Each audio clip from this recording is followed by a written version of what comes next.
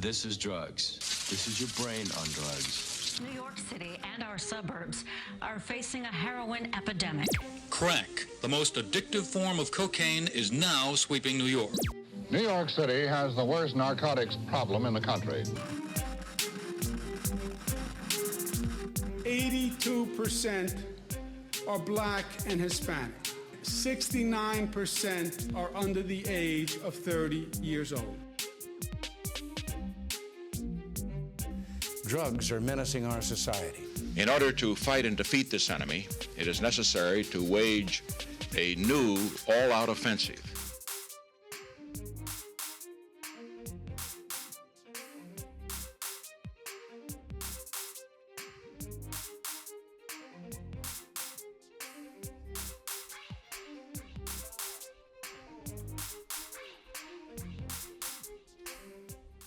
If ever there were a tale of two cities, this past weekend's headlines made it very clear.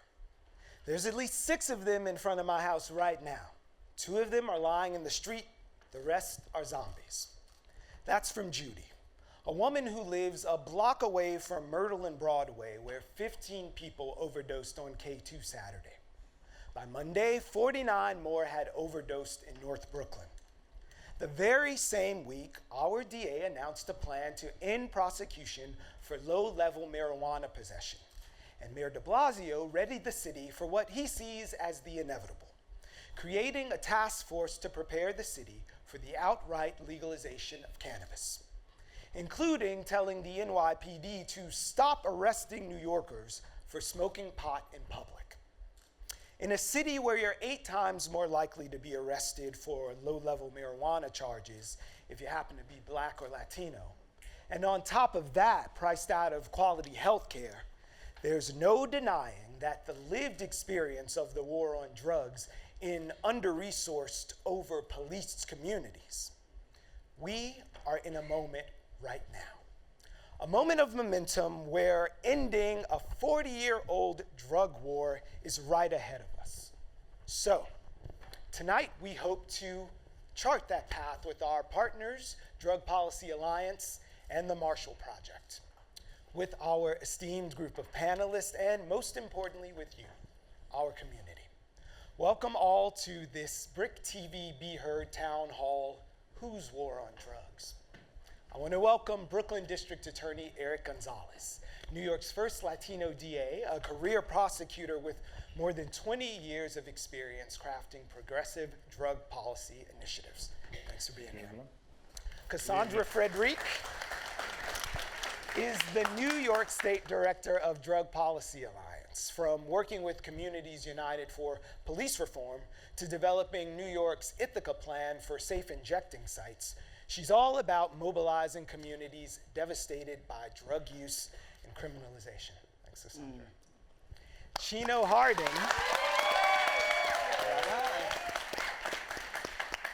Chino Harding grew up in East Flatbush during the height of the drug epidemic, and now works as the field director for the Center for New Leadership on Urban Solutions. His work focuses on youth and advancing policies surrounding policing and drug treatment. Thanks, Chino.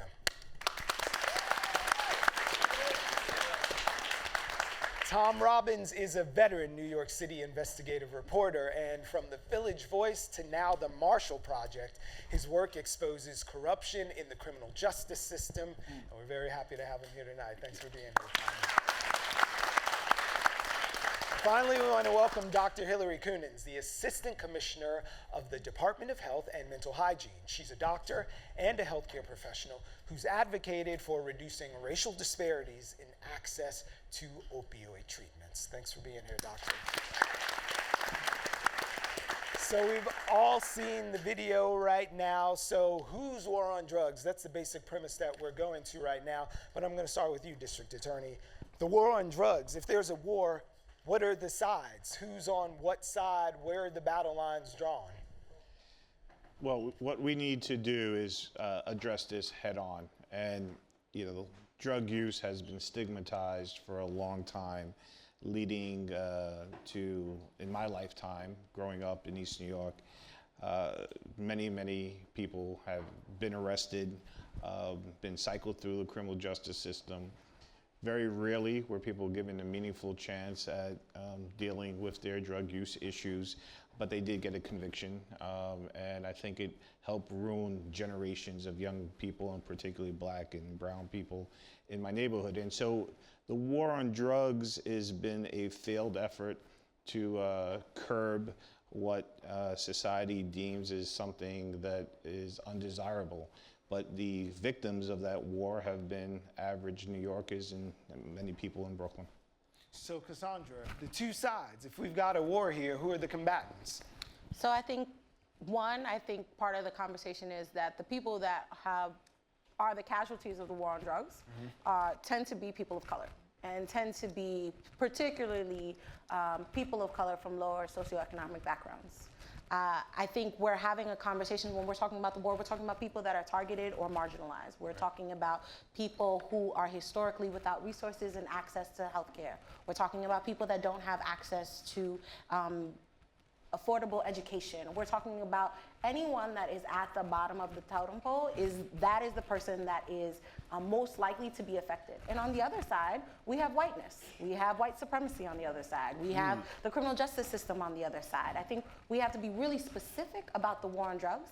It was not per chance that we're in this moment. It was designed this way.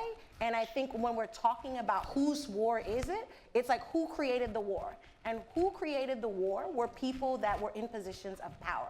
The conversation around the drug war and how we created the drug war was never about the pharmacology of drugs. It was never about the science associated with drugs. It was always based on who was the dominant user of drugs. And that has been not just since the 1970s, but from the first drug laws that were created against Asian migrants in California after they built the railroads. Yes. So Chino, where are the battle lines drawn then? If this is a war, where's the line?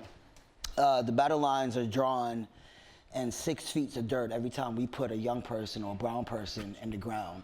The battle lines are drawn every time a brown person and a young person hears a cell door slam behind them with no resources, no second chances. So, I mean, the battlegrounds about the war on drugs, if we had to just have an honest conversation, the war on drugs has never been a war on drugs. It's a war on black and brown and poor folks, and it always has been that way.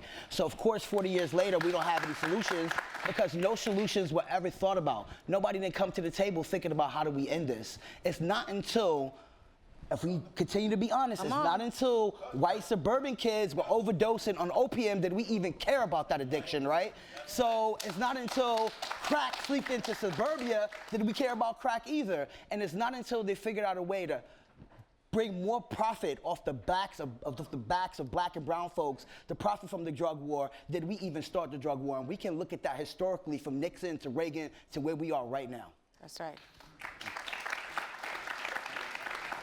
So Tom, if you were writing this story, you got to cast a bad guy. You know, every story does have a bad guy, but in this one, it's been a pretty shifting target over the years. I come at this as a journalist, having covered it for a long time and having done stories about, quote unquote, the war on drugs and walked through some of the worst, what we in my business call shooting galleries, you know, some of the terminology that we've used in the news media has, I think, added to the problem, calling people junkies, you know, but what's interesting is that we've created new battle lines. I mean, to think that we had a war on drugs where we thought we knew who the enemy was or the people who were distributing it, and then government somehow gave a green light to the pharmaceutical industry to create an entirely new addiction front, and nobody seemed to notice. So, you know, right now we've got to deal with that one in addition to the one that we've always traditionally dealt with. So, Doctor, triage, where is the need then? Where do you go when the battle lines are drawn?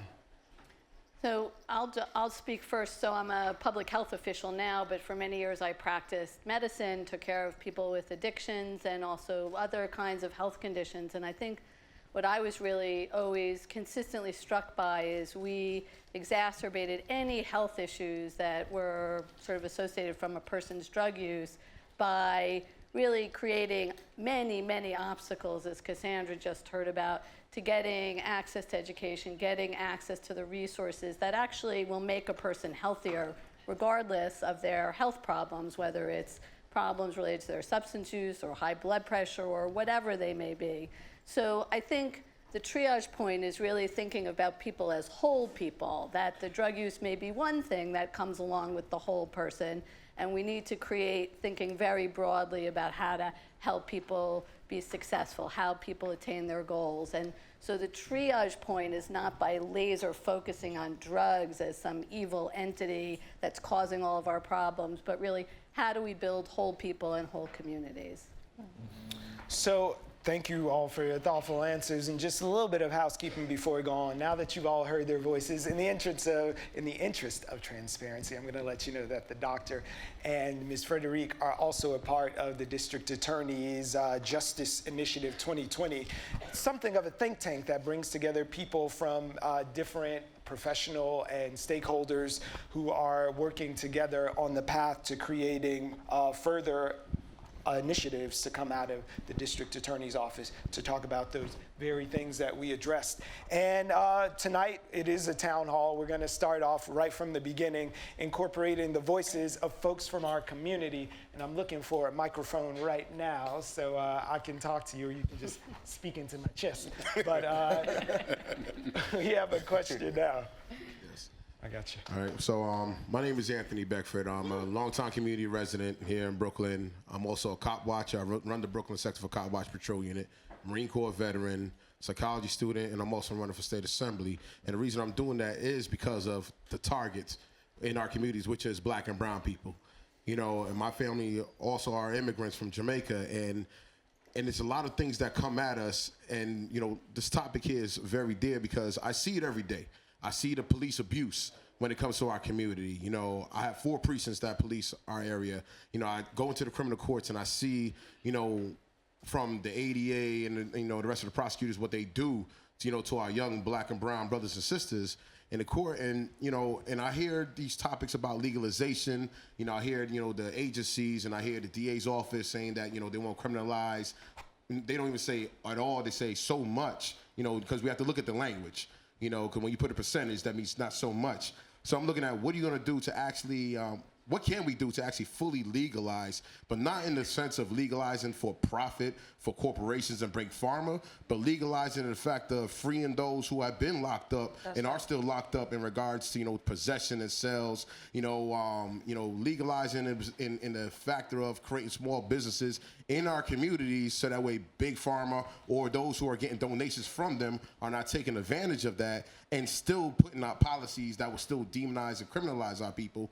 And at the same time, what can we fully do to make sure that when it comes to your policies, it's not lip service that we're receiving, because lip service is cheap. We need actual action. We need 100% legalization and decriminalization. So what can we do in regards to that? Okay. That was like a 4-headed monster of a question. Right.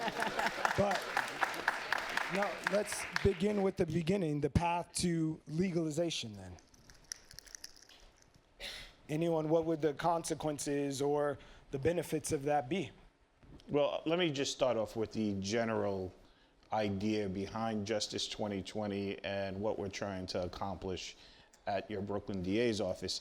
I put together this think tank of people who have a lot more knowledge and have dedicated their lives to particular topics. And drug use is one of the areas that we've looked at. And what I'm trying to accomplish in Brooklyn is pretty simple. But it's also revolutionary for District Attorney's Office, because it's a cultural change for the way prosecutors are asked to think about drug use issues in the community, and it's also a policy shift. And Brooklyn had been more progressive than other parts of the country and part of the states, and I'm only speaking as the Brooklyn DA. I don't speak for any other district attorneys tonight. But what I saw was the way cases came in was the initial response was, what is the punishment and what's the sanction for this illegal drug use? And what I am trying to accomplish is that when young assistant district attorneys and my office handles a case, the focus now is going to be on public health and not thinking solely about punishment. And what we're doing is we have Brooklyn Clear, and I can get into some of the details, but what Brooklyn Clear is, it deals with anyone who's arrested on a drug charge, It's not limited to opioids. It's not limited to people who've never been arrested before, don't have a criminal record, but people who come in because they've been arrested for either small amounts of possession or drug use, and taking those cases and diverting them out of the criminal justice system from the very beginning. Having young people come in who have never been arrested makes no sense to me, and having people recycle through the system who've been arrested repeatedly for drug use does not make sense to me. We send now, and it's a pilot program we started in Brooklyn. It started in 6 precincts in February. It's now extended to all of Brooklyn South. If the mayor or the city council funds us, it'll be throughout all of Brooklyn by this year.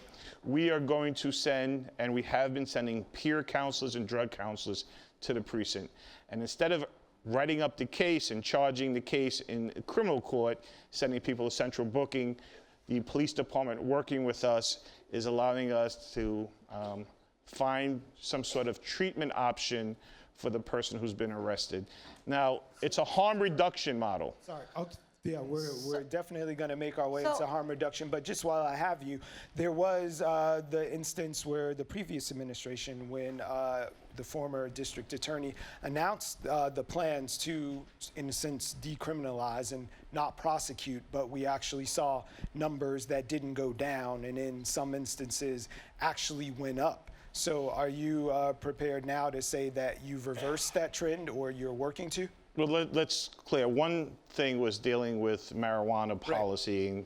D.A. Thompson had a marijuana policy that I helped him craft in 2014. In 2011, we had over 18,000 people arrested and prosecuted in Brooklyn for marijuana. In 2014, we changed the policy. Last year, we had about 4,300 people who came through the system on a small marijuana charge. So that's one thing that we're talking about. The racial disparities did not go down, but there were tens of thousands of people from 14 to this year who were never arrested, mostly people of color. The policy was limited to possession and not smoking or burning cases. We could address that. The policy I'm talking about today is dealing with hard drug use, narcotics. We are looking to treat those cases not as a criminal offense, but really as a health issue. Right. And the other part of this process is to change the policy of having to require people to plead guilty in court in order to access services. Right. We want people to be able to get services without having to enter a guilty plea. And so that is a tremendous change in the culture of the DA's office and the policy of the DA's office. So Cassandra, what could we do to accelerate that change? So I think the thing that we just have to be clear about is that we actually do just need to legalize marijuana, right? And that means that and when I say legalize marijuana, that doesn't just mean open dispensaries. Legalizing marijuana in New York has to be very specific. We were the marijuana arrest capital in this country. We arrested more people for marijuana than anyone else. And so when I'm talking about legalization of marijuana, I'm talking about the sealing and vacating of people's records, right? I'm also talking about making sure that every single city agency revisits and revises all their policies that are impacted by marijuana. So I'm talking about people that are losing custody of their kids because of marijuana. And let's be very clear. It is Black and Latino moms that are getting their kids taken away, while white moms are on the cover of GQ talking about how marijuana helps their parenting. So let's be very clear about that. I'm talking about making sure that people don't get kicked out of public housing because they were smoking inside of it, because that also happens. I'm talking about making sure that people still have access to occupational licenses that marijuana arrests bar them from having. When we're talking about legalizing marijuana in New York, it's not a corporate giveaway. It's not for people from Denver and Nevada to come in here and make their big businesses. It's not for the Apple of marijuana, groups like MedMen, to come in, create large dispensaries and not invest in criminal justice and not fight for policies for people from New York to be able to have licenses and to make sure that people who have been harmed by the criminal justice system are able to be in the industry in the first place. Because what we've seen in places around the country is that people that have been barred from the industry are because they were people that were criminalized by marijuana. But now they have figured out how to make money off of it, how to tax it, how to create whole industries around it. And they want to say, we can't participate because you weren't paying attention to the rules before, but neither were they, right? And so when we're talking about marijuana, I think it's super important to also say that legalizing marijuana means that NYPD and district attorneys need to get out of the business of marijuana. There should be no place for people in that industry. And I will say that in general, law enforcement should not be in the business of drugs, period. This is not a criminal justice issue in any source of the way, and people that are selling marijuana in this point should be able to go in there. They don't need internships, they need loans. They need small business licenses. And we have to have a conversation about how we want to deal with people who smoke in public. Because to be very clear, everyone in here needs to know that New York has the biggest public housing development in this country. And they have passed a federal edict that says people can't smoke cigarettes in their home, or they will be subject to being kicked out. So if you can't smoke cigarettes, then you can't smoke marijuana. And if every law says you can't smoke marijuana in public, we have basically just banned poor people from partaking in something that is a $1 billion industry. That is legalizing marijuana. Criminalizing poverty and addiction. Yeah. I'm gonna give Cassandra a chance to catch her breath. While I'm looking at you, doctor, and wondering where the point of entry is from a public health standpoint.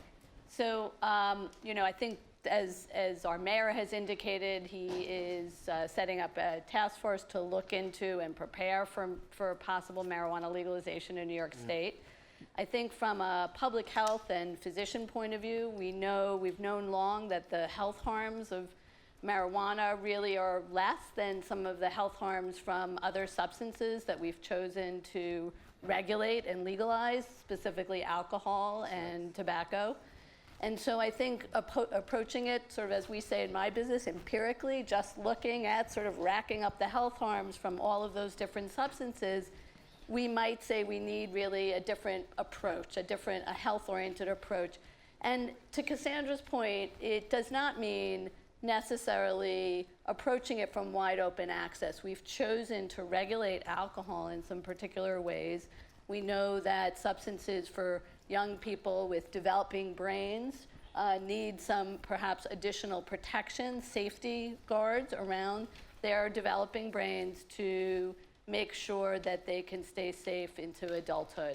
So it's possible when we think about that from a health point of view, we might choose regulation that in some ways is similar to some of the other regulations, some of the complexities that Cassandra just pointed out notwithstanding.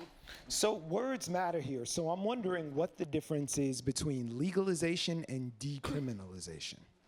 Well, legalization requires our state legislature to act and create the legal ability to possess and smoke marijuana, to sell it, to distribute it. I mean, there's a full, regulatory scheme and administrative scheme that has to be developed. Decriminalization is what we are really talking about now with the DA's offices. And, a couple months ago, I started not to prosecute smoking cases. I started to limit the ones I was prosecuting to see and to kind of demonstrate that there was not a public safety component to marijuana. And that's decriminalization, saying that, the DAs will choose not to prosecute in a criminal matter.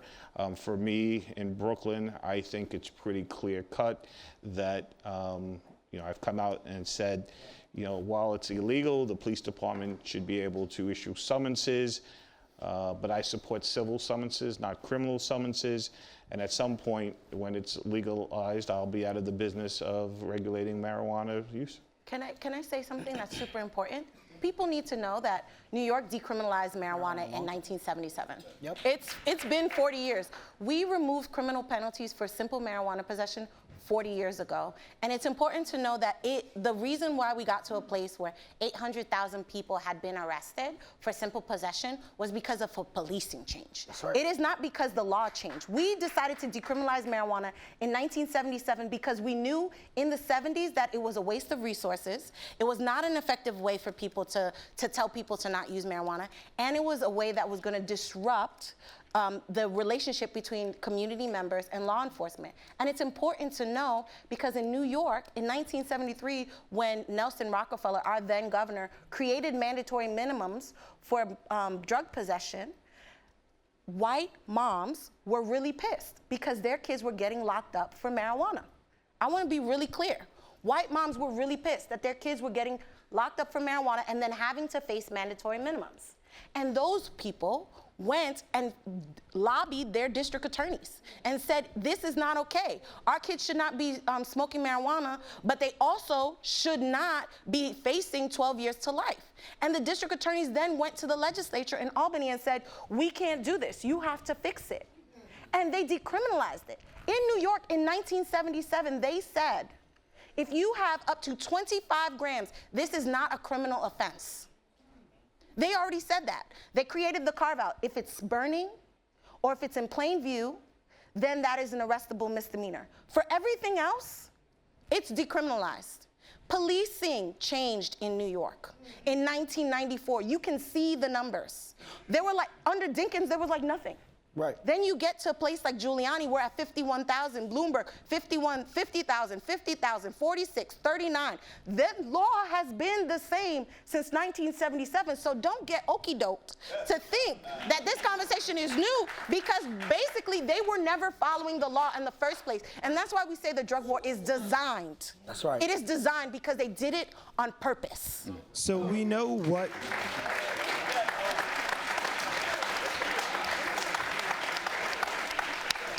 So we're clear on what side of law and order you are on, District Attorney, but does that mean that you agree that you're ready? What would getting out of the marijuana business mean for you, and what do you think that means for the New York Police Department? If you could, for a moment, just imagine speaking for them. Well, listen, I don't speak for the police department. What I do understand is that my obligation is pretty straightforward. I have an obligation to keep the people of Brooklyn safe.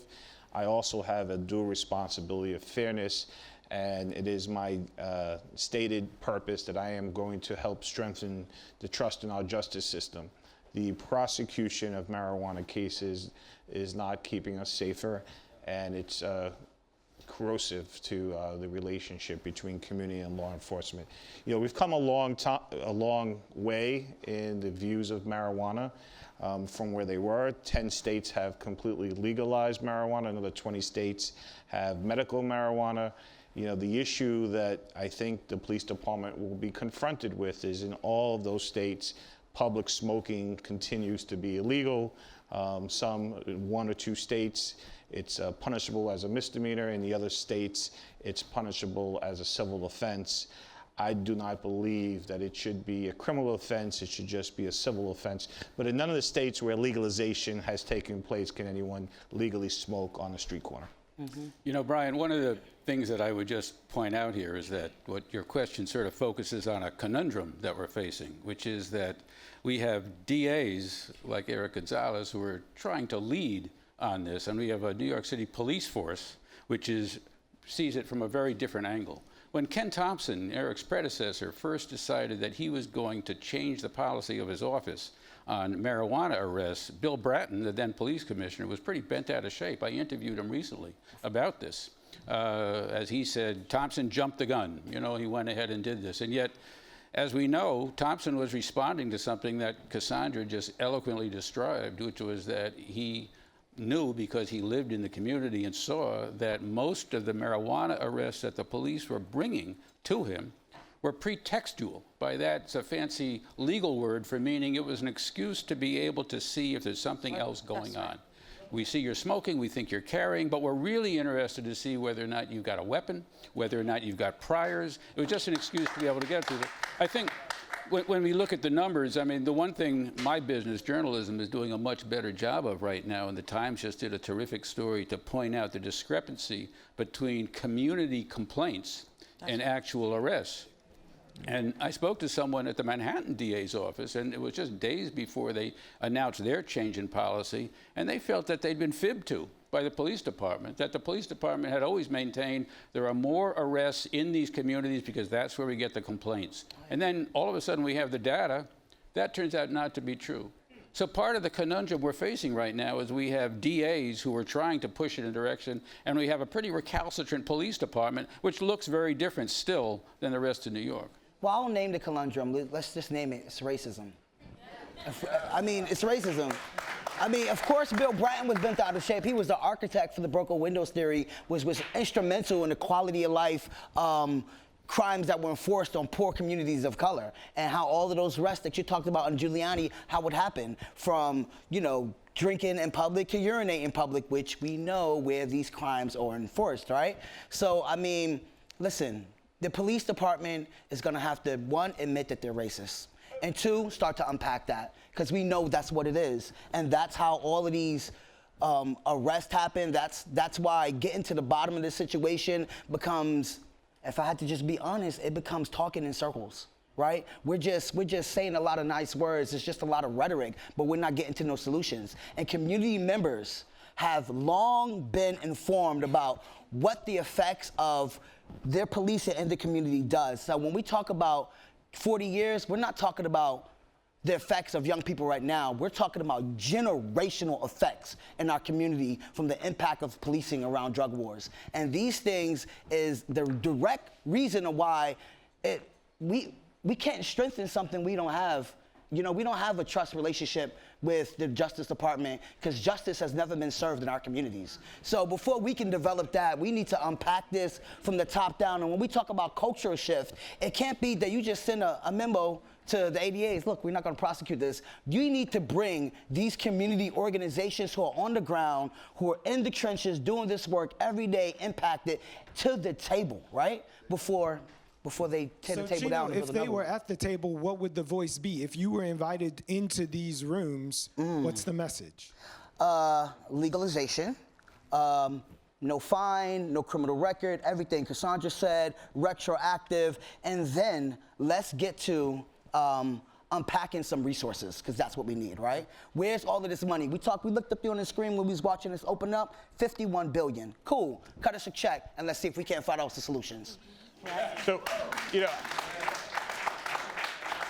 I think we may be at that moment now. I think we may be at the moment. The mayor has, you know, directed the police department to issue summonses. I think we may be at the moment where our state legislature is ready to act. And you have district attorneys who have, you know, sort of stepped up and spoken that they are no longer willing to prosecute cases. So I think we may be at this cultural moment where we can actually accomplish something in this regard. So what do you and Cy Vance know that the other district attorneys don't, who weren't standing next to you saying no more from our office? Well, I have Cassandra and I have other people who help, you know, talk about what drug policy should look like. And I think that's a tremendous resource that I brought. I also bring my own personal life experiences into this conversation. You know, for me, it's pretty simple. I want to make sure that we can continue to keep people safe. I think that at this moment in time, it's very difficult as I am trying to move cocaine and heroin and other things out of the criminal justice system by programs like Brooklyn Clear, then to have my assistant district attorneys prosecuting possession of marijuana cases doesn't seem right to me. It seems to be backwards. It's also about this moment in time when we have to have an honest conversation about the policing techniques, right? You know, as Tom said, it became a tool to do, you know, more investigatory kind of stops. And that's not what this law is about. I mean, we have to have a conversation about how much the public is willing to accept people smoking in public, which while that will be illegal, what will be the police response to those kind of public nuisances where people are smoking and making other people angry with their smoke. And how about no police responses? How about we have some community responses to those kind of nuisance? Even with Project Clear, you said peer counselors and whatnot go to the precinct. Well, we could be starting doing some of that. We get those calls in to the precinct directs it to the community-based organization. We dispatch our credible messengers and our community members, and I bet you we can find solutions that does not involve summoning people or putting them behind bars. But we actually do have to be honest about the community, and I have to say this because I definitely think if you bring community groups to the table into these rooms, you're going to have people that say all the things that Chino said, but you're going to have people that look like me and Chino that are going to say the complete opposite. Right? And I think we do actually have a conversation that we were duped as well. Our communities really do believe the drug war propaganda. Yep. They really do believe that marijuana is a gateway drug. They really do believe that law enforcement is the only way to deal with drugs. And we actually do have to deprogram ourselves in the lies that we were told, in the programming that we were told. And that is going to be an investment. Because even right now, we're talking about marijuana, but when we're talking about the opioid, overdose, heroin crisis, right? When we talk about that, when we started working on that for real, I was pissed. I was like, these white people dying, and now y'all want to do all this stuff for them? Like, people been dying for a very, very long time, and y'all didn't care about us, right? And for me, I didn't really want to work on it that much, right? Like, I kind of was just like, y'all let us die, and y'all kill us, and all, like, to be honest, right? But the conversation that we miss, right, is that our community is not even given the information to understand that the overdose rates are going up among the Black community. That in 2015, in the South Bronx, it went up 51% among Latino women. That in New York right now, overdose went up 80%. And then it went up 112% when it involved heroin or fentanyl. But we have been given this narrative that it is not us, right? And part of the reason why we've been giving this narrative that it's not us is because they have to reinforce the narrative that people are addicted by mistake, that Big Pharma did it to them, that people weren't dealing with the economic distress, that they weren't dealing with family issues, that they weren't dealing with the same issues that poor people and people of color have been dealing with that they use drugs to cope with. White people are dying too, and they've been dying. It's not just that white people were dying, it was rich white people that were dying because they didn't give a damn about poor people. And you see that in methamphetamine, you see that in crack cocaine, you see that in heroin. These conversations, there needs to be a complete deprogramming of everything we know about drugs. Well, we're having this conversation, and we want you guys to participate in the conversation. We know some smart people there in the room, so make your way to the aisles. And in the meantime, while you're doing that and getting it together, we want to share something with you. So the opioid crisis is a public health emergency, as you just said, and we wanted to see firsthand what it actually looks like in urban spaces in our city. So we went to Washington Heights, where we met Mike, who is a former drug addict himself, and now he does outreach work in Washington Heights with Washington Heights Corner Project, where he works to prevent overdoses. So look at the screen and let's take a trip uptown. I wasn't born an addict. I wasn't born homeless. You know what I'm saying? You get addicted to too much anything. You get addicted to chocolate. You get addicted to clothes shopping. You get addicted to gambling. You know what I'm saying? We all have addiction. We all have some type of addiction. I take this stuff, I leave it here because this is a hot spot where people come and use that. So I'd rather them use clean needles than pick up a needle off the ground and use it. And this is why I love my job, because I'd rather leave this stuff here for someone. I come back later on, it's gone. That means somebody will use it. There's a lot of needles over here. So we're gonna come back later with the crew and do our hazardous waste pickup. But if you want to so we teaches them to use that cap by themselves. Don't share it. Back in the day, I'm the OG, so back in the day, we were sharing caps. And guess what? I was still coming from a family from the suburbs where I still got to go back there and, and live my life with them. So we also have to make make knowledge to the community also. We're also doing HIV testing, Hep C testing. We're out here letting them know about Hep C and HIV and letting them know by sharing utensils, sharing utensils and stuff like that. It makes you more prone and I like to put the orange top back on because it's you can't get poked when they put the orange top back on. So that shows that they have some type of morals. Let's cross. Can we cross now? I'll cross at any time. They call me Highway Mike. I panhandled on the highways. I panhandled on the Cross Bronx. Y'all kind of look out for each other. I'm gonna be out here today anyway. Today is a high usage day because it's the first of the month. I'm gonna be out here anyway.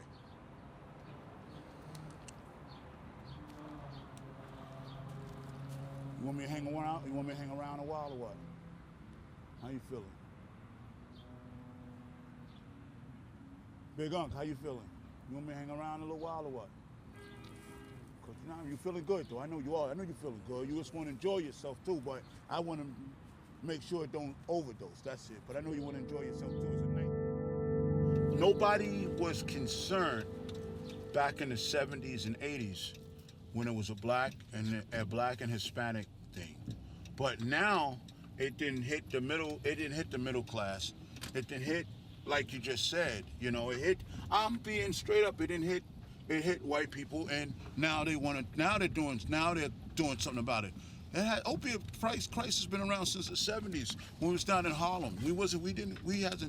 We've been dying behind us. We've been overdosing. So I'm here with Walleen now. Wale. From Manhattan. Okay. And I live in the projects, NYCHA. And NYCHA, not just NYCHA, but it's all over everywhere. I was sitting in the park one day, East River, white woman walked past me smelling just like pot. So it's affecting, the smell is sickening. Mm-hmm. I live in the projects. Actually, in my building, they sell it like it's free, like it's legal. So you got this heavy pot smell all around you all day, every day. And you talking about legalizing it? Well, let me tell you something. Everything that Cassandra said is true, but why do we have to legalize it in order for young people not to be criminalized and everybody to be criminalized? Why can't it be dealt with and not be made legalized? I understand that white people benefit from everything and we don't. I got that part. But as far as legalizing it, okay, I'm sick of the freaking smell already. Not only that, but this brother over here, Latino brother, talk about, okay, well, go in the hood and speak to all the community leaders because they're going to come together and do this, and this. Let me tell you something about community. City council, they all full of garbage, making six figures. They don't do crap for us. They just spend $317,000 on a resident leadership program, $317,000, when TPA money, participation money, is spent all the time sending us to conferences, hundreds of thousands of dollars. So the city council, the mayor, none of these people come to the hood. And in my hood, it's like a tumbleweed blowing in the wind because nobody cares about it. It's like one of them old Western movies where you see the tumbleweed blowing in the wind. In the wind, but you don't want to smell it. Don't legalize it, but take the criminalization out of criminalizing us, because we the ones suffering, and white people, which I have some very good white friends. Let's be clear. Yes. One of my white friends just paid a bill for me that was very exuberant. Stop telling your business, Wale. Come on. Let's get it clear. So this is the duality that we were just talking about. Yes, exactly. And I think one of the things about, so here's the thing. One, I will say, we have to legalize it. And we have to legalize it because without legalizing it, we can't take away tools for the criminalization. We're not going to take away all the tools for the criminalization of our community because legalizing marijuana will not legalize black people. We don't do scrap. Okay, we got you. We don't fight for ourselves, we don't protect our children, and you want to blame white people all day? No, we need to get at some of them old hood rats that are selling our young boys down the drain, and they still living, and our young boys are dying.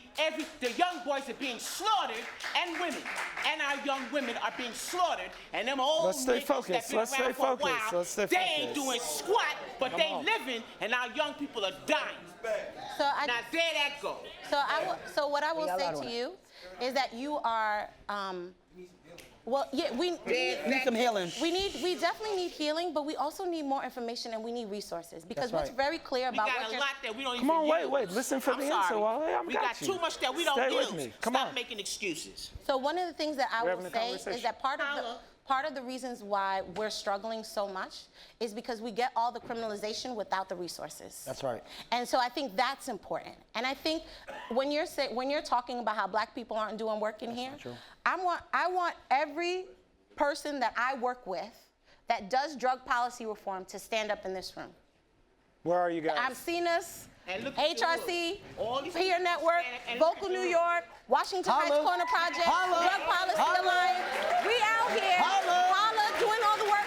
We out here doing this every single day, and we are fighting every single day. Look at all these people that stood up and look at what's still going on. But what I will say is that we need more people. We need your passion. We need your understanding. Amen. And we also need your education. And part of the thing that legalization will do is we need places where people can consume marijuana that are not in the hallways of public housing. So, that will happen with legalization. Going down the I'm going to go to you right now, doctor, and see, listen. You want to put up shooting galleries and accommodate, and the only ones that are going to benefit are the damn drug dealers. They're going to benefit, and we're not. You want to I'm over here. Galleries and accommodate these damn people that selling all this garbage. So, doctor, I'm looking at you right now. We saw this man working in the field, doing harm reduction, putting out clean needles to minimize the impact of drugs. So we also know about the disparities that we were talking about before. What are the bars to entry for people who happen to be of color who get put on a different path outside of treatment and they put into a criminal model instead of an actual treatment model? So I think, I think in some ways the gentleman we saw is really an example of what Chino said, which is one really strong part of the harm reduction network in New York City is they have been organizations that have incorporated people with lived experience who were able to stop using drugs, or some of them continuing to use drugs, but able to be productive members of an organization. And you saw how lovely that gentleman treated the person who was leaning against the tree, so respectfully, so much with dignity, and offered a hand. And I think that is really the model of having folks who are peer workers or community workers really approach people. And I just want to call out, I know this was not your question, but the health profession also, because though we are talking about taking a health-oriented public health approach, as a physician, I know that my colleagues and my profession has not always been gentle or treated people who use drugs with dignity and respect, and have been as stigmatizing and in some cases as punishing as criminal justice. And so we have, speaking about race and racism, we have our own work to do on the health side. And I really want all of us to call out your healthcare providers and health professionals that you might be interacting with to say, treat me with dignity, and treat the person who has an addiction or has substance use with dignity as well. Because this is part of our job. We took an oath. This is what we're supposed to do, is do no harm and save lives. And so just by calling out, changing the direction from criminal justice to health really means us as health professionals also coming to the table in ways, and I really just want to offer respect to the DA and many other criminal justice folks in the city taking this step. We need to also. And I just want to be clear and not let us off the hook either. You had a question? Yes, my name is Darren Williams. I'm a lifelong resident of New York. And I just want to know, where does this concept, this idea of waging war come from? And how effective is this idea? Because we don't have we don't have a waging a war against poverty, and we don't have a waging a war against miseducation. Well, we can start with Nixon for one thing. war against racism, right. That's a good historical place to start, yes? Yeah, Nixon, you know, Oliver North, contracts in the ground. I mean, we could keep going. I mean, that raging war comes from, it's always been a war of people of color since the inception of America. That's where it comes from. All right, I'm coming over here right now. What's going on, y'all? Yes, to you, Cassandra. Just yes. Thank you for speaking. Yes, Cassandra. 2, I smoked today and I smell great. My hallway smells great too. Don't poke the bear. But my question is about the trap in the sense of what the DA and my neighborhood has done to Black and brown people in my community. Right after it was, quote, okay to jump the turnstile, you know, it was, you won't get summoned, you won't get arrested. You know, we had an unarmed Black person holding a shower head down my block, murdered, you know, shot 9 times. You know, the trap now that I see is you can smoke outside. I feel like that's a trap to then again penalize Black and brown people. Right. Nothing's really being done. It's a heavy police situation in the subways. Right after it was okay to jump the turnstile, it's going to even be worse when it's okay to smoke outside in the park that I frequent at to smoke because I don't want to make people upset in my, I'm not poking a bear, sorry. I don't want to make people upset about me smoking. So how do we turn it being legal and really address how the community looks when it comes to gentrification and the police violence of them being present in terms of legalizing these, quote, problems that we have? Well, I think Cassandra addressed some of the issues of how we may get to that place, but it should be clear, and I hope that, you know, I've made the point that legalization as it currently exists in the other states in America do not have a place for outdoor public smoking. It's, you know, either a civil offense or a criminal offense. What we do here in New York State has to be done at the state level. You know, I am actively calling for it just to be a civil offense and not a criminal matter. I would also say that part of it is that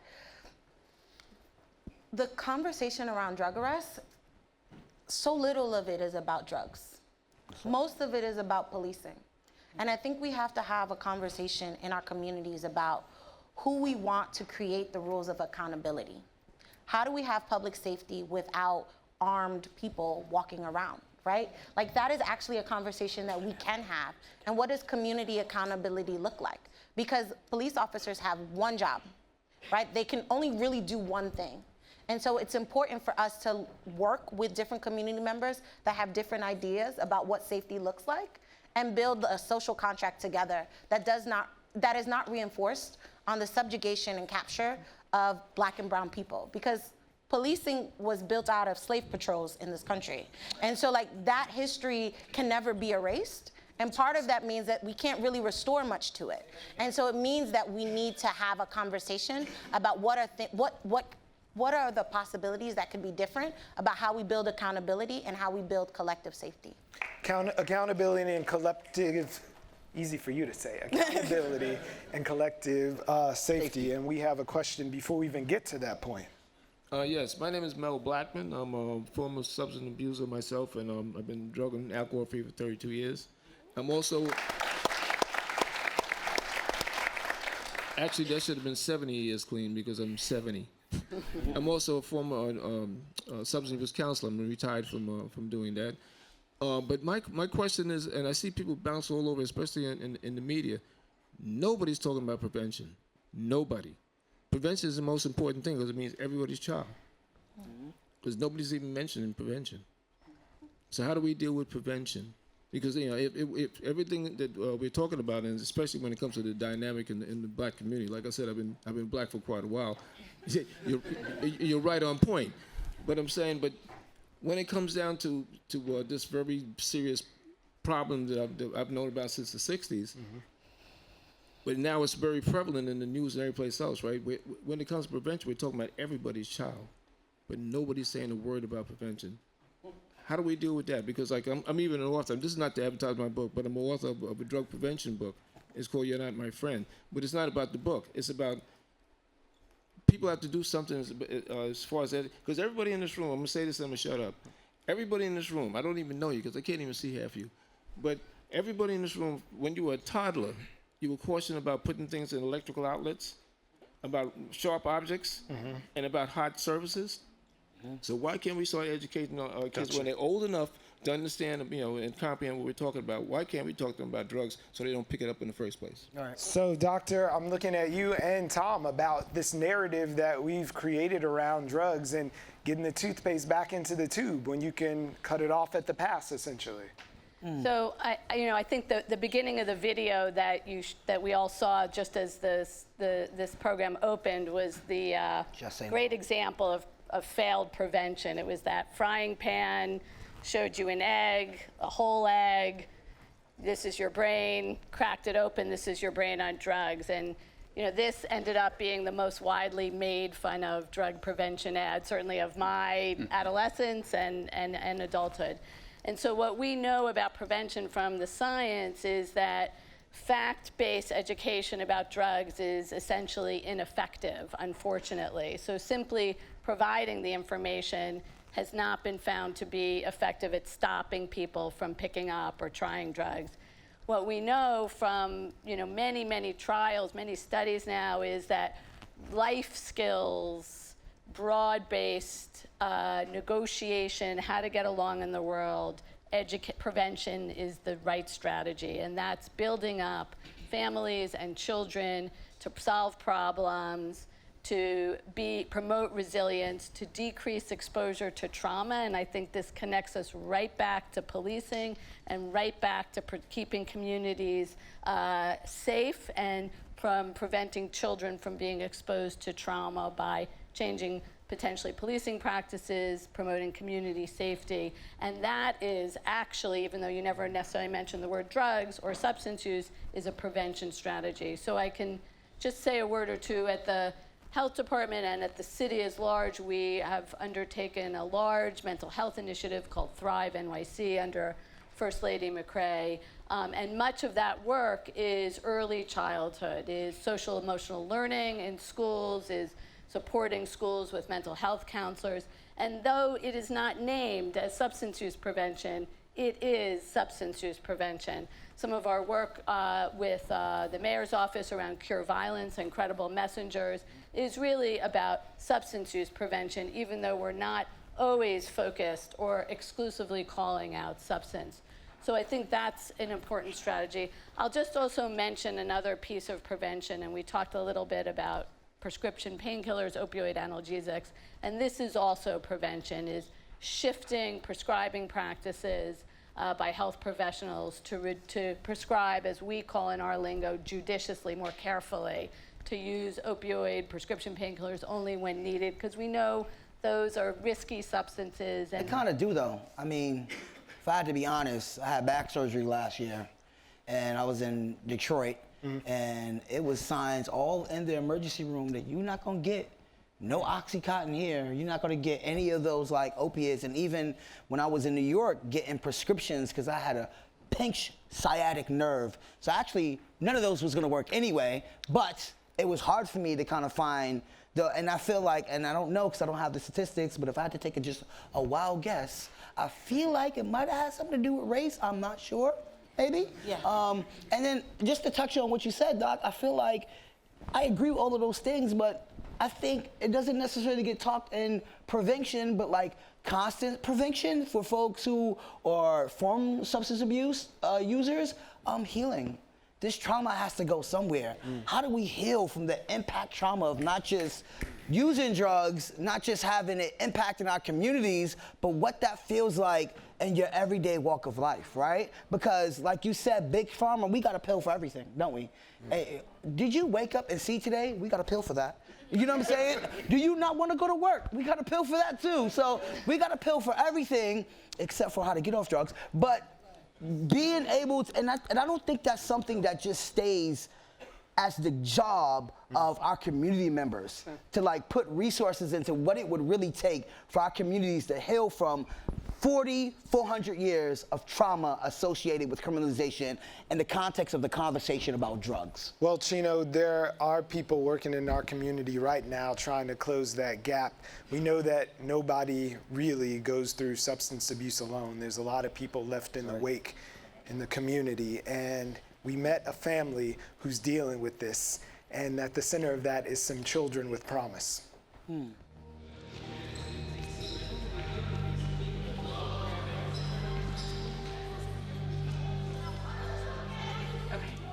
So I was thinking that we could start with a rose and a thorn and a bud for your day at school. So remember, a rose is something really exciting that happened throughout the day. A thorn is maybe something that happened that wasn't so great. And a bud is something that you're excited, you're looking forward to for tomorrow. Do you have a rose in mind? You want to share what it is? No? Do you want to share what the rose is about? Is it about class? Is it about a friend? Is it about gym? No? Okay, maybe we can come back to the rose.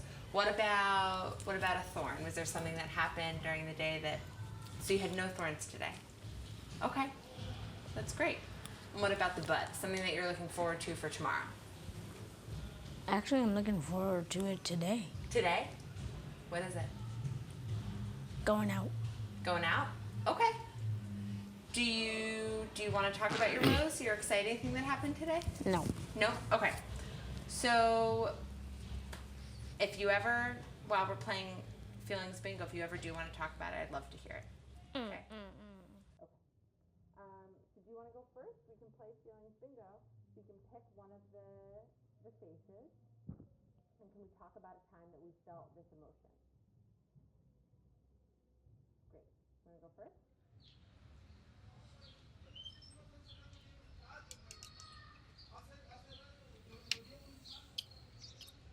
I didn't find out until he was incarcerated for, I think even about 3 weeks or a month. But my daughter had the kids and other people was in and out of the house. I guess ACS made a home visit and really didn't like what they see, and they said, we removing the children. And so that's when I got the call, when I take the kids, or they was gonna place them. So I made a decision to take my grandbabies before they placed them in the system. When I first got the kids, she was involved in their life. I had supervised visits. We didn't have to go to the agency for her to come to visit. But as time progressed, my daughter stopped the visits, and still to this day, LeBron's is taking it the hardest. I just want to take a second and acknowledge that beautiful family in the video who actually happen to be here with us tonight. And thank them for sharing their time and just the smallest sliver of their life. We really appreciate you guys. Where are you? Hi. It is very true that smoking, drinking, and excessive drug usage is a health concern. It is a health crisis. And I just want to acknowledge and commend the DA, Eric Gonzalez, for acknowledging that it is a health concern and it should be dealt in that manner and not as a criminal matter. And in that regard, Eric Gonzalez and others who have followed suit deserve to be commended for that. That being said, also a big thing that could go against, as the person over there said, is prevention. And the best way to prevent drug usage and from proliferating in our community is education. People should be educated from a young age how to live a healthy, wholesome, and good life that involves eating healthy, exercise, and staying clean from smoking, drinking, and drugs.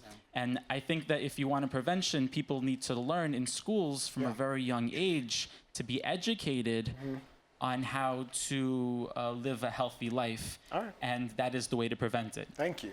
Is that your question? Or you got My it? question is, will you be willing to promote that as part of the curriculum in schools, education against excessive drug usage? Well, I don't think anybody here is for excessive drug use at all. So I'm gonna just ask you, can you talk about what a harm reduction model for a second looks like between the doctor and Cassandra, what that means right now in a place like Brooklyn to be performative with harm reduction for those who missed the boat of being clean their whole lives and eating healthy and doing that stuff. We don't throw them away. So how do we make that circle larger? So I think one thing that we should just get out here in the open is that it's actually important the way that we talk about these things. And so the language that we use when we're talking about drug use is also super important for people to feel like they can ask for help or if they have questions. Right. So oftentimes people create this dichotomy that some people are clean and some people are dirty. No one is dirty. That's right. No one is dirty, right? So like, if we're talking about like people being full human beings and full members of society, then we have to use words that actually speak to people's humanity, right? So like, it's not addict, it's not junkie, it's a person who uses drugs, right? It's a person. Like, using people-centered language is important. And I think if we're talking about, Dr. Kunins just talked about how, giving people like drug facts is actually not effective to do prevention work. Right. It goes counter to what we think. Like, we'll tell you all these different things and then you'll make the choices, but that's actually not what it is. It's about, what it goes to is the things that we know. It's about building full human beings, being human, giving people access. Housing, prevention is also housing. Prevention is also getting rid of the over-criminalization in our community. Right. But what I will say is that organizations like Drug Policy Alliance, we get this question all the time. When I'm talking about prevention, I'm talking about preventing someone from dying. That's what I'm talking about. That is my main goal. My main goal is to make sure that New York doesn't have 1,400 people that have died. That is my main goal. That is what I want to prevent. I want to prevent people from going into the criminal justice system because that doesn't make them any healthier and it doesn't help them any much, right? But DPA, we've had that conversation and really what does it mean to have conversations with young people about drugs?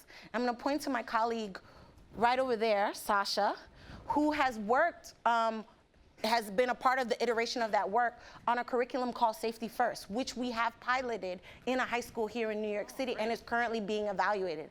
And the Safety First books are available at our information desk out front, which actually brings in all these conversations. How do we have honest conversations? Because the other thing that's super important in talking about prevention, for the way that this group looks, is that we got to prevent our kids from dying. Because we have the tools to deal with someone's addiction, but we don't have the tools to deal with someone's incarceration or their death based on over-criminalization. Or in a lot of instances, their return home after they've dealt with those things and gotten involved in the criminal justice system. Dr. Cassandra and her colleague are in the schools and they've got Safety First, but who's doing it right? Where should we be looking to? So I think I'm aware of their curriculum, and we're really excited to see an evaluation. I think that one thing that's hard about prevention is that it takes time. It takes multiple interactions with young people over time, that are what we would call developmentally appropriate. So starting, that is in ways that are appropriate in elementary school and continuing on. And again, just I would say focus around decision making and problem solving. So there are some schools, including here in New York City, who are taking this on and doing this well. We at the health department are trying to put out fact-based information that raises awareness about help that's available, including, I'm hoping some of you have seen our ads that are up called I'm Living Proof that feature both the medications methadone and buprenorphine and have real New Yorkers talking about their experience taking those medications as treatment for having an opioid addiction. And so putting out accurate information as well as positive role models that can show what prevention and treatment, I'll add. You asked, though, about harm reduction, and I want to pick up on that because I think Cassandra got at some of it, and I feel like the film that we saw again really got at that.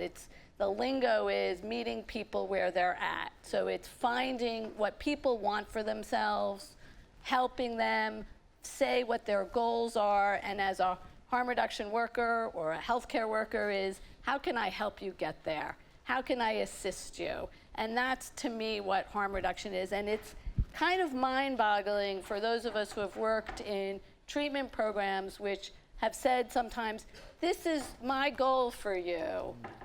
I don't really care what you want. This is my goal, and you're going to do it, right? And so we know that, and you can think about your own, any of us have behaviors we want to change, something we want to change about ourselves. And if someone comes along and says, do this, I don't care what you want, it's hard to go along with. And so harm reduction, common sense, practical, makes sense with human behavior is, how can I help you? What would you like? Let me help you get there. And that is what we saw in that film.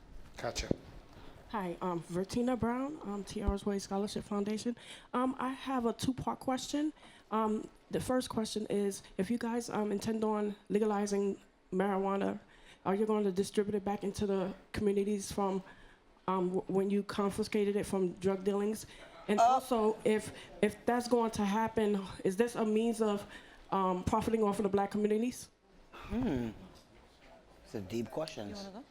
So what happens after legalization, and even broader, the retroactive police actions that happened? Are records going to be expunged if the law changed and marijuana is no longer against the law? Are people who had records now going to be free of those records and charges dismissed?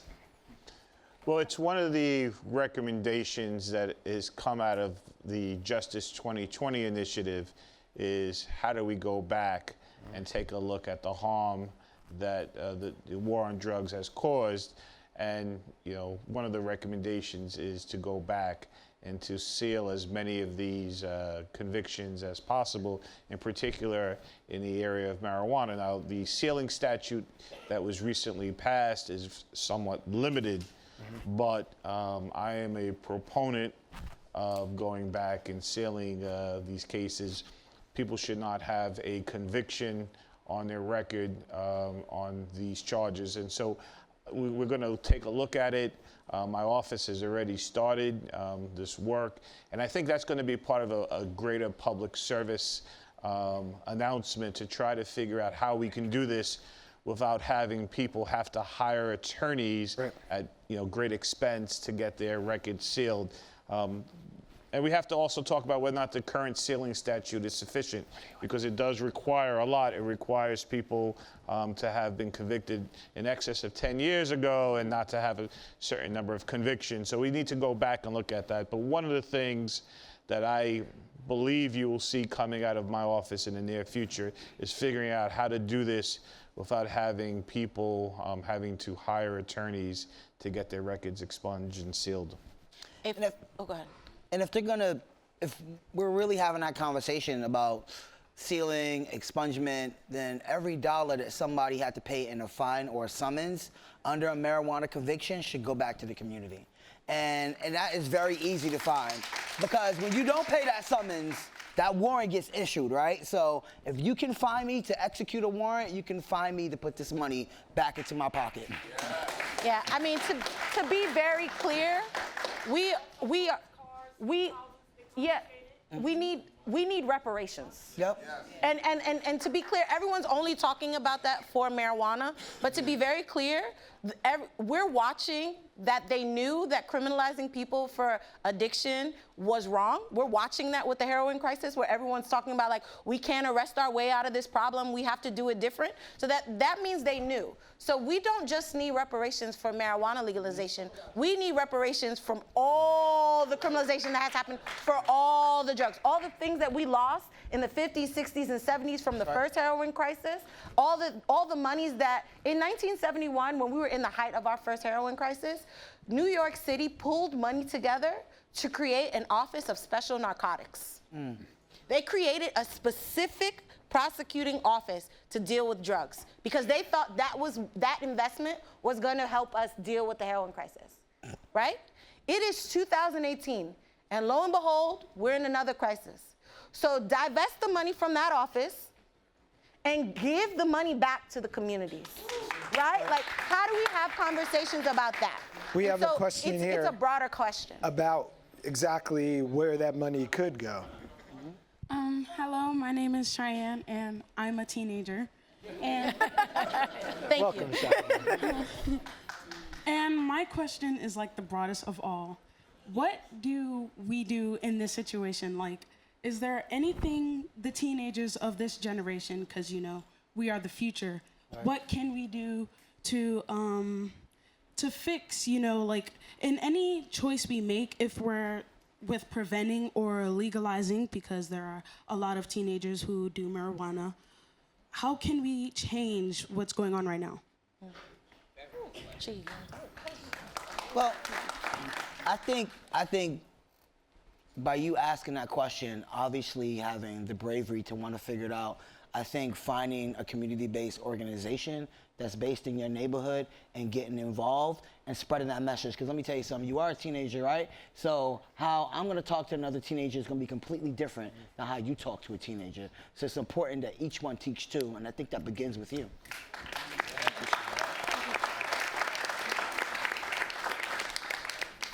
I don't know if he's quite a teenager, but his question is valid. My name is Xavier, and I come from a place called Ceflo, and my building in Glenmore, there's a lot of like drug violence and gun violence, and it happens every day.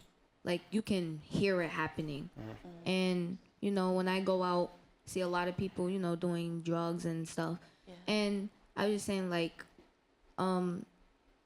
we can fix this problem if we legalize marijuana, then some of the problems that we have would be fixed. Like, people wouldn't have to smoke in the hallways. That's right. Because smoking is bad for children, for their lungs. So people wouldn't have to smoke in hallways. They could have a place to smoke in. So, yeah. Even the baby knows. Even the baby knows. It's like, I'm not making shit up. You gotta hire him. Steal my job, get out of here. So when we are crafting these things and looking at how resources could be brought back and redistributed into the communities, where are the community voices at the table, and how do the voices get heard to say, this is what we want? We're not calling about marijuana being a problem, we're calling about the problems being a problem. Where do those resources go? All right, next question. Hi, my name's Youngmi Lee. I'm a supervising attorney at Brooklyn Defender Services. I'm basically a public defender. So my question is about the marijuana policy, which I appreciate, but the policy comes with two exceptions. The first is that the police cases will still be prosecuted if there's a public nuisance. And secondly, cases will still be prosecuted if the person has a criminal record. So my first question is, who decides what that public nuisance is? And if it's the NYPD, aren't we just going back to that discretionary policing that has led to the racial disparities? Exactly. And then secondly, my question has to do with people with criminal records, which is that I represent a lot of people who, just by virtue of the neighborhood they live in, they have criminal records. So what is the policy rationale behind continuing the prosecution of people with criminal records if marijuana offenses are deemed to be low level and shouldn't be prosecuted? Especially if those criminal records have to do with marijuana. Exactly. So it's yeah, okay. Go ahead. Those are my two questions. Yeah. So let me try to address the current policy in the Brooklyn DA's office.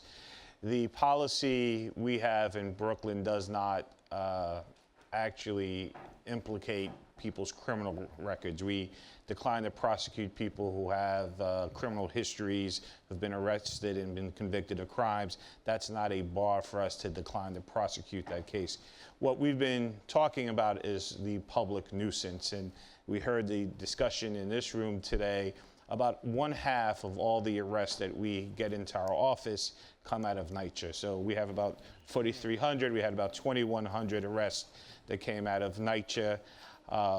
And we've made exemptions for, like, you know, smoking around young children, schoolyards, public transportation, places where people would actually be subjected not just to the smell, but to the smoke of marijuana, where people have concerns. And so I am trying to balance a system which, you know, currently there's, you know, it's illegal to smoke marijuana. I'm trying to balance that with the rationale that I do not believe that marijuana prosecutions are keeping us safer, but also trying to understand that in New York City, to make public policy one borough at a time is a disaster. That's right. That we need to help lead, and that's why I spoke out about and revealed that I actually had been starting the process of declining to prosecute smoking cases. And I think, so that's where we're at. We're in Brooklyn, we're not relying on someone's criminal history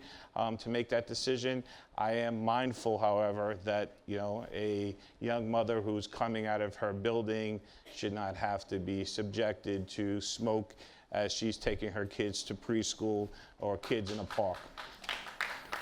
So did that answer your question? Yes. Okay, thank you. Get over here. Come on. We're closing in on our last 10 minutes here. How are you? Hey. My name is Gia Marone. I am from Brooklyn. And first of all, thank you to everyone here. I was really happy that someone finally said education, because I was sitting back here like a bobblehead. Like, yes, I am in the industry. I don't call it marijuana. I do call it cannabis. And so there really is a point to my question. So one, I do agree that education needs to be taught from elementary on up. Why? Because cannabis is medicine. That's right. All right? And so what I consistently hear is the consumption of smoking, which I actually agree. I personally don't like smoking, and I'm a former cigarette smoker as well as a former cannabis smoker. I do not consume in the form of smoking, but in terms of oils, in terms of topicals. So the decriminalization of marijuana, because I have to say that in this case, is necessary because there are patients that have lupus, that have sickle cell, that have high blood pressure, that have eczema, untold illnesses that unfortunately many of us have not been educated about. As Cassandra pointed out, which she knows I'm a huge fan of hers, we've not been taught, and we have been lied to. And that's why oftentimes, as this brother pointed out, there's a pill for everything. Meanwhile, there are plant-based medicines that could help us. Now, in terms of addiction, as I consistently hear over and over, people have sugar addiction, have caffeine addiction. That's right. So it's a matter of education, and there really is a question at the end of this, in a matter of education and teaching us the proper uses, just like everything else that comes with directions. That's right.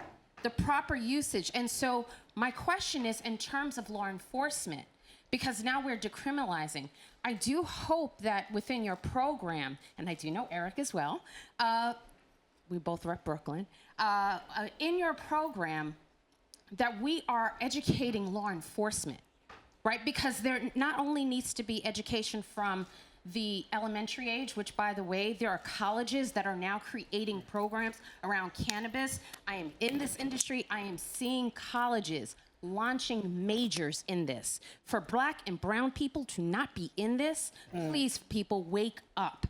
We are 1% in this industry that is billions. I understand the hesitancy, and I do have to wrap it up. I'm Yes, so sorry. please, But come on. please include education to law enforcement. Gotcha. Thank you. Thank you. So to that end, speaking of education, we've got some great partners who are here tonight who are tabling outside, who have information. There's also in the studio across the way, the folks from Vocal NY have set up a simulated safe injection site. So you can go and actually check that out and see what the experience would be like. I know we're going to try to get as many questions as we can as we're closing in on our last 6 minutes. But Tom, I just wanted to go to you. This is a sea change. All right, Chino, one sec. We've seen a sea change now in the way that we are relating to cannabis and other drugs. And just from you seeing the arc here in the city, I wonder if you have any sort of prescriptive way forward with the way that you as a journalist frame things that can help to shift the conversation around the way that we language ourselves into solutions for drugs. Well, a couple of things. I mean, one is we are at this remarkable moment. I mean, I thought I was fantasizing, but I did see a front page of the Daily News in the last week that called for the legalization of marijuana. Right. And I can tell you, having worked at the Daily News in the 80s and the 90s, that that's a dramatic change from the paper I worked for at the time. So we're about to make, I mean, the DA said he thinks that we're going to get this legalized through the state legislature. I would not be so certain of that, because we have something called the state Senate, which is still controlled by Republicans, and which I think is probably going to look at this with a lot of questions and probably do their best to be able to push it off. But in my business, in journalism, I think I've seen the shift from writing about drug users as perpetrators, as people who we needed to be fearful of, as people who were someone other, you know, like I mentioned this word, junkies, you know, which was shooting galleries, you know, like whenever there would be a bad death, a really gruesome one, we would pick up the cops' words for drug-related. And anytime you sort of coupled the word drug-related with a death, it was kind of like saying, well, it doesn't really matter. You know, like these are, you know, this is something that doesn't have to do with you. I think that we've changed that conversation a little bit. Certainly the Marshall Project, we're trying to be part of that. I'm seeing it in other publications. I mentioned that great story by the New York Times recently that pointed out the huge lie that we'd been told in terms of the police response to marijuana arrests coming from community complaints, when really it was driven by the police department's own sense of where they wanted to be able to crack down. So, you know, in terms of the way forward, we just need to be able to continue to look askance at some of the lies we've been told over the years. You know, we started out with a picture of Richard Nixon. I think I'm probably the only person up here who was probably around to be able to vote against Richard Nixon. And I remember it as a proud moment, because he was involved in not one quagmire, the drug war, but also two quagmires, which was the war in Vietnam. That's right. And he coupled something in our neighborhoods that was destructive. He coupled drugs with violence. We haven't talked much about that tonight, but the drive towards addiction drove violence in our communities. There's no question about that. And the question is, like, if we can decouple those two things, we'll have taken a dramatic step forward. Chino, you're going to have the last word. Oh, no, not the last word. The last word. Actually, it was a simple question. It was for Eric. Can I get an invite to the Justice for 20 table? Because I feel like I should be sitting there. I don't know. Well, so the answer to that is absolutely. We want as many people to partake.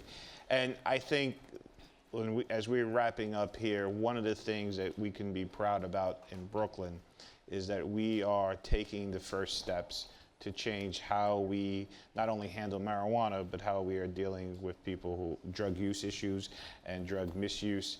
To think that the DA's office is actively sending cases outside of the courtroom, right? Saying that the DA's role is not to supervise the drug cases, but in fact, sending them back to the community. Okay, we are literally 5 seconds out, so I appreciate you being here. Thank you guys for being here. Most of all, thank you for your questions and the passion that we feel in the room. We really appreciate it. The conversation is going to continue. The hashtag BHeard. To check out any of those videos that we saw, please find us online. We thank you all for being here tonight, and we'll see you next time. Thank you, bro.